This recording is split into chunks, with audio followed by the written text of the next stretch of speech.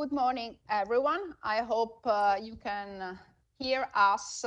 It's just the launching, so we are still checking that everything is okay. So very welcome to the 8th edition of the Parma Summer School, organized by the European Food Safety Authority, together with the University of Parma, the University of Piacenza, University Cattolica Sacred Heart. I'm really happy to welcome you all here. This is, as I told you, the 8th edition and the 3rd completely online. Today, the program will be really thrilling for today and for the coming days, and it's about innovation in food and in particular, innovative food products.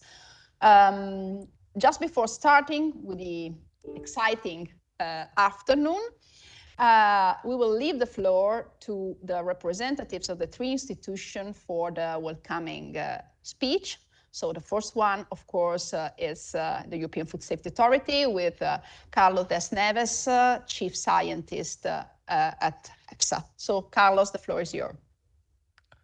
Thank you very much, and a very good morning, very good afternoon or evening, and bienvenuti a Parma. Welcome to Parma.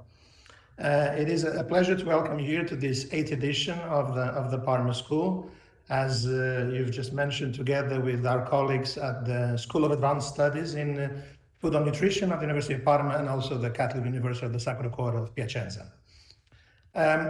Here in the plains and on the valley of the River Po, we do have a tradition of food production that goes back centuries, but also one of the most active and vibrant ecosystems of food science and innovation, as I'm sure my colleagues can attest to. Combining tradition and innovation is therefore the perfect setting to embark on this 3 days journey, which this year we devote to innovative food products. As risk assessors, of course, EFSA wants to be an enabler, a catalyzer along these processes, rather than a bottleneck delaying the future and the innovation. And for this, we need the help of many. And I'm happy that today we count with the help of 300 of you. I acknowledge, of course, that more than 1,000 people have applied for over 80 countries. And while digitally allows us to go broad, 300 was the threshold for this year's alumni that are nonetheless joining us from 70 countries from pretty much every single continent on Earth. And this is a reason to be happy. And I would like to thank all those behind the organization, both colleagues in EFSA, in the universities, and of course here a word also to Professor Alasta for her chairing of the scientific committee of this school. So we gather here in Europe at the end of the summer. And if I can just quickly go back, it's been a summer where we've seen the impacts of extreme climate events, an ongoing economic and energy crisis, an ongoing war, the challenges of migrations, and these are just a few examples that I'm sure you'll agree with me, bring us challenges to public health, to animal health, to environmental health. But at the core of this one health, at the intersection, I think it's easy to understand that also we have issues of food safety and threats to the sustainability of our food systems. So it's easy to understand that the future and the path to sustainability demands innovation, demands creativity, demands a true transformation on the way we look to food and the way we produce food across the globe. I know that no solution fits everyone, but I think it's also fair to say that everywhere the train is leaving the station and the path to novelty is taking place. So I think it's a perfect choice of going to innovative food products this year. It's a complex topic. It's a topic that really bridges different disciplines, different approaches, different actors. And along these days, we'll try to take you on this journey, perhaps going over 3 big momentums. First, of course, how do we ensure the safety of these products? How do we ensure the safety of these processes? And we will take you into, of course, the regulatory guidelines and the requirements that we put in place in the European Union to ensure this. And here, of course, a little of the role of EFSA at the core of this risk assessment process will be highlighted. But then we move to another stage where we will discuss a little about how science and innovation get together. I don't think I have to tell everyone that this is an area of cut-edging advancements, whether we talk of cell culture meats, fermentation, nanotechnology. It's a world of things happening And these type of products, these type of technologies have challenges, have possibilities, have strengths, and have threats. And these two will be highlighted throughout the next days. And last but not least, we move to the last part, which is how does innovative food products interact, of course, with the consumer? And social values, preferences, perceptions, facts and fictions, information, these are all issues that will have an impact on innovation. And I would say that engaging with the consumer is perhaps the best way to ensure that on the long run, innovation sticks, if I can say that. And we need it to stick if we are to ensure this transition to a more sustainable food production, and if we still want to reach the Sustainable Development Goals. 7 years to go, and the path is, well, let's say, still long. So we need all to be on board: scientists, innovators, NGOs, policymakers, risk assessors, risk managers, consumers. We need the help of everyone. I'm happy to have now already the help of 300 of you. And I hope that this will be an opportunity for, especially perhaps for those at the early or middle stage career, for you to look into the future, to listen and to experience from those that have been working in this field for several years and to share their knowledge, but also to create a community of knowledge, perhaps centered around the common desire, the desire of ensuring safe and nutritious food for all. Because if we share that, I hope this will also not be the only time you meet EFSA. It will be perhaps the beginning of a collaboration that I hope can go over the years. And perhaps some of you will have the pleasure to see closer here in Parma one day. If we stay on board of this mission, I think we can truly succeed. As I say this, I wish you, of course, all good luck, truly engaging days, and to perhaps show the dimension of this 300 people joining here. Instead of finishing with a traditional thank you, I would say thank you, Drew, which is actually, I have learned the way you say it in Papua New Guinea, which is the furthermost point in the planet from Parma, from which we have alumni this year. So good luck, enjoy, and thank you, Drew.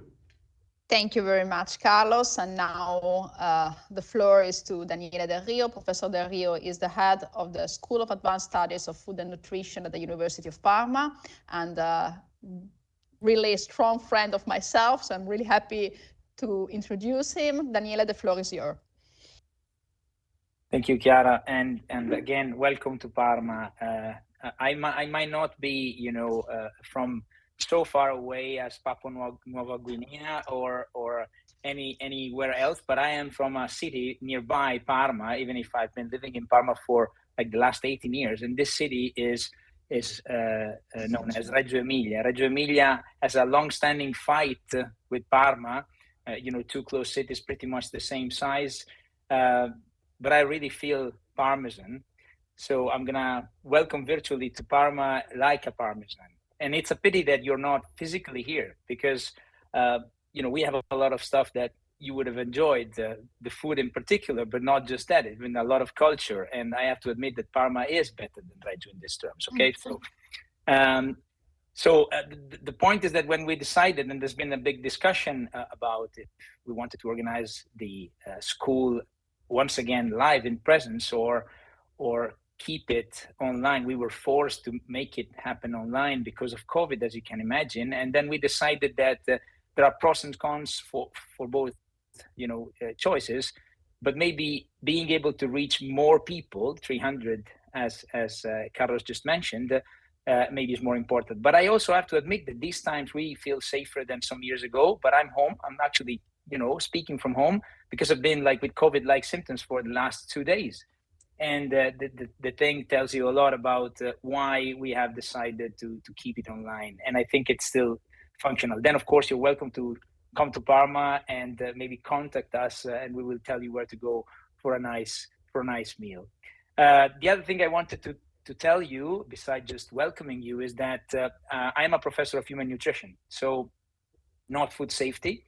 But what I know is that there's a growing demand for foods that are healthier, that are allowing us to age in a slow way, which we all hope, and innovation. So innovative food products, which is the topic of this course, is the only thing we can do to improve the quality of our foods and also to improve the sustainability of our food production. So of course, when you innovate, though, you also need to be very aware of the risks that come with innovation. And having someone like EFSA and like the researchers associated with the school that are taking great care of the safety of every single innovative product that we put on the market, so that you really don't have to worry that, well, the consumer, because you're all scientists or scientists to be, so you know your stuff, but the consumer needs to be sure, needs to have the guarantee that whatever he's eating, consuming, picking at the supermarket or choosing for his kitchen or getting at the restaurant is absolutely safe, even if it's a new product, maybe more sustainable, maybe even healthier.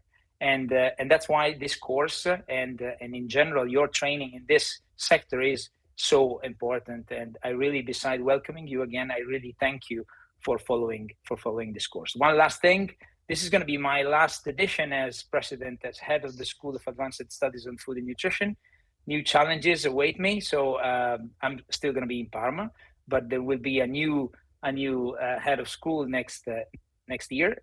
I will obviously still try to give my very, very small, I have to admit, contribution to the organization of the school, and I'm sure that who will come after me will do even a better job. And saying this, I also thank Chiara, because she's been a fantastic chair for this edition, and also she's also contributed to all the past editions, to EFSA, of course, and to Christina, who's been the heart of most of the last, I would say, 6 editions, maybe 8, even when I was not involved at the beginning, and of course to Carlos for hosting us in collaboration with the Catholic University of Piacenza, and I think that's it. Welcome to Parma virtually, and enjoy, because science and training is also something that you have to enjoy.